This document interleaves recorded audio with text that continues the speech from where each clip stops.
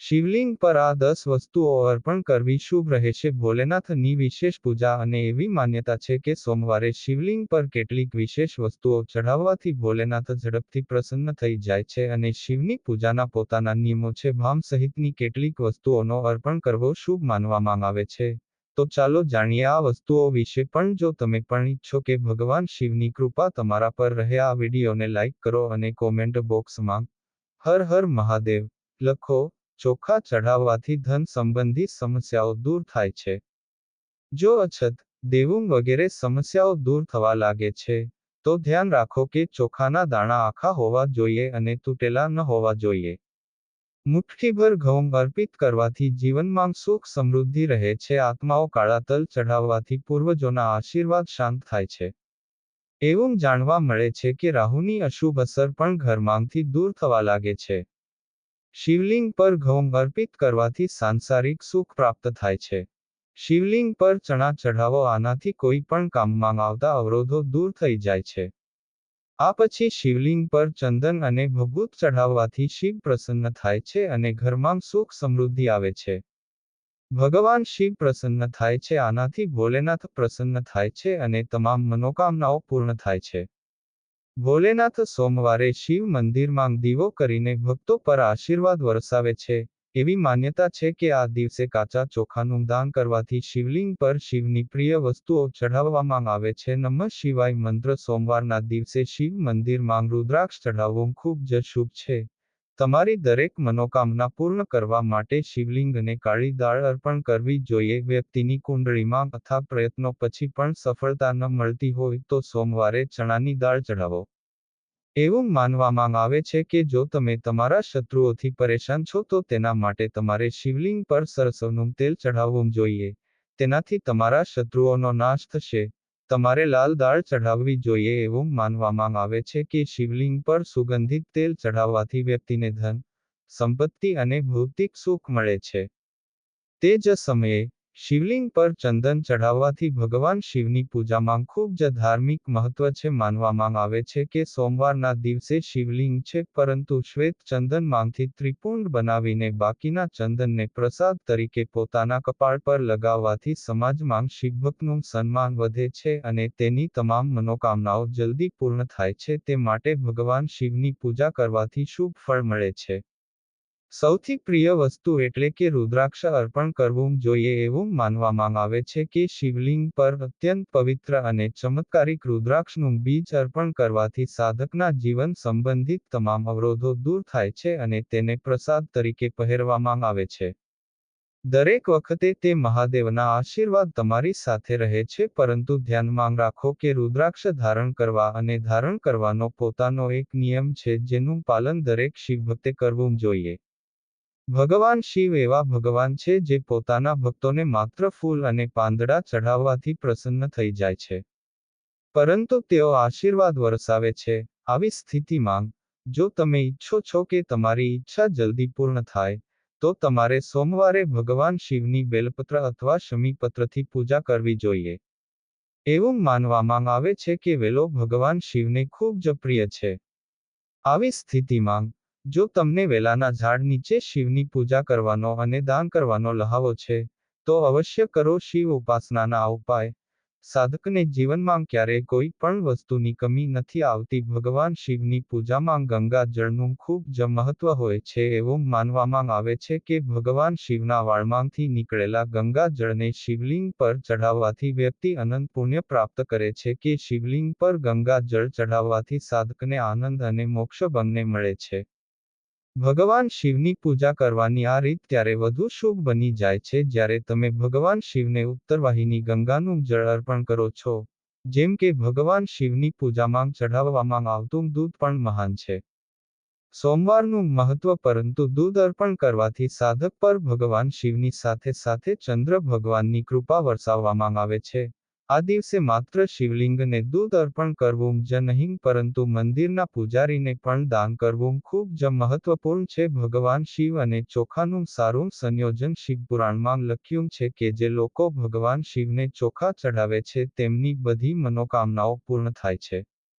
જો તમે ભગવાન શિવને દૂધ સાથે કાચા ચોખા અર્પણ કરો છો, તો તમારી બધી મનોકામનાઓ પૂર્ણ થાય છે. ધાર્મિક અને જ્યોતિષની દ્રષ્ટિએ, જે વ્યક્તિ દૂધ સાથે ચોખા અથવા કાચા ચોખા અર્પણ કરે છે, તેની મનોકામનાઓ પૂર્ણ થાય છે અને ઘર સારું રહે છે. જ્યોતિષશાસ્ત્રમાં ભગવાન શિવને ચંદ્રના દેવતા માનવામાં આવે છે અને તેને શિવલિંગ પર ચઢાવવાથી ચંદ્રને પ્રસન્ન કરી શકાય છે. હિન્દુ સંસ્કૃતિમાં તલને ખૂબ જ પવિત્ર માનવામાં આવે છે અને તેમાં બે પ્રકારના તલ હોય છે.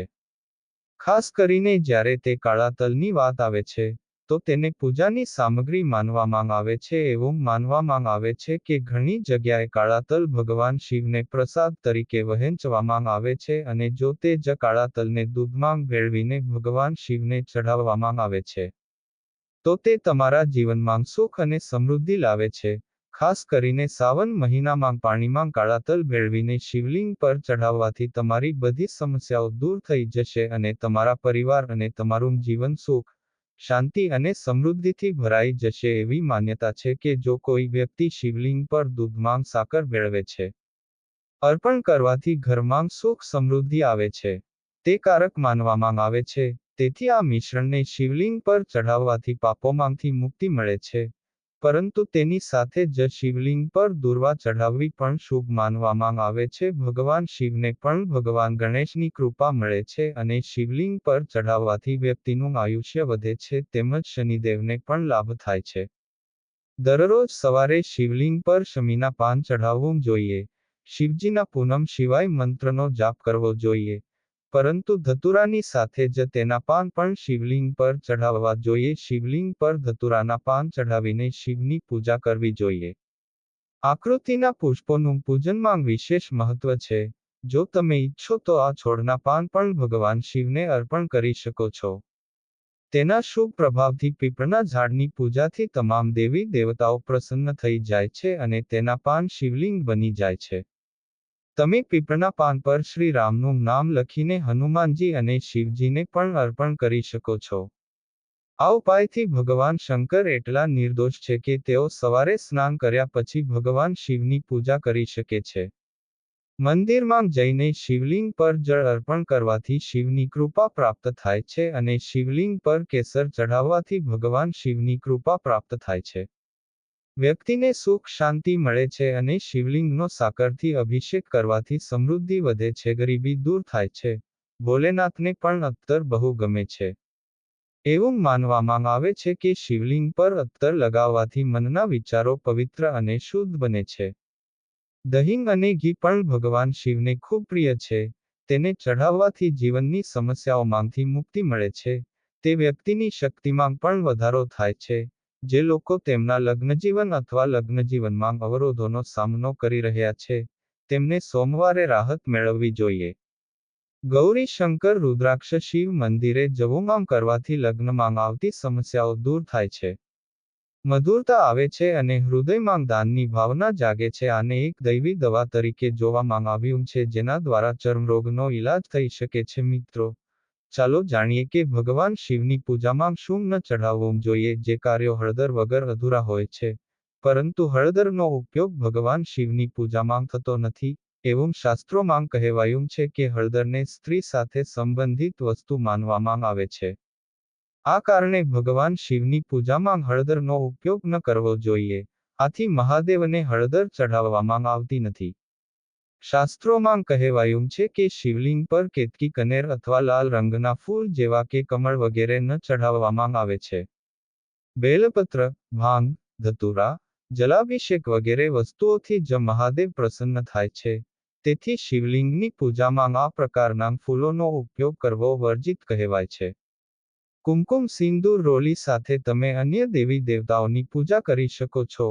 પરંતુ હળદરની જેમ આમાં પણ સ્ત્રીત્વ હોય છે, જેના કારણે મહિલાઓ દીર્ઘાયુ અને સ્વસ્થ જીવન માટે પ્રાર્થના કરે છે. તેમના પતિની માંગમાં લગાવવામાં આવે છે. પરંતુ શિવલિંગની પૂજામાં તમે ચંદન અથવા ભસ્મનો ઉપયોગ ન કરો. ભગવાન શિવની પૂજામાં શંખ વર્જિત છે. લોખંડ કે સ્ટીલના વાસણમાંથી હંમેશા અષ્ટધાતુ અથવા પિત્તળના વાસણમાંથી જળ ચઢાવો. તેનો ઉપયોગ થતો નથી. તેની પાછળ એક પૌરાણિક કથા છે. કથા અનુસાર શંખચૂડને બધા દેવી દેવતાઓ પરેશાન કરે છે.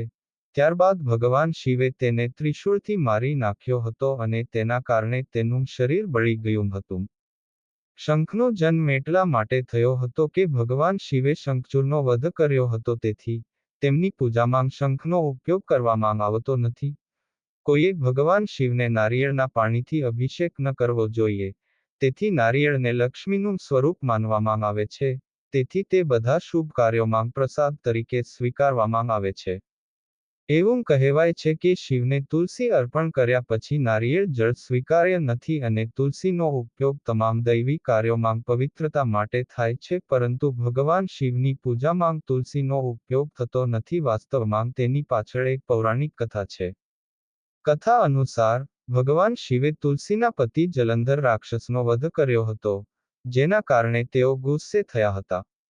જેના કારણે તુલસી પોતે જ ભગવાન શિવની પૂજાથી વંચિત છે. આ તમામ માહિતી લોકો પોતાની આસ્થા અને આસ્થાના આધારે આપી રહ્યા છે. આ અંગે અમે કોઈ દાવો નથી કરતા.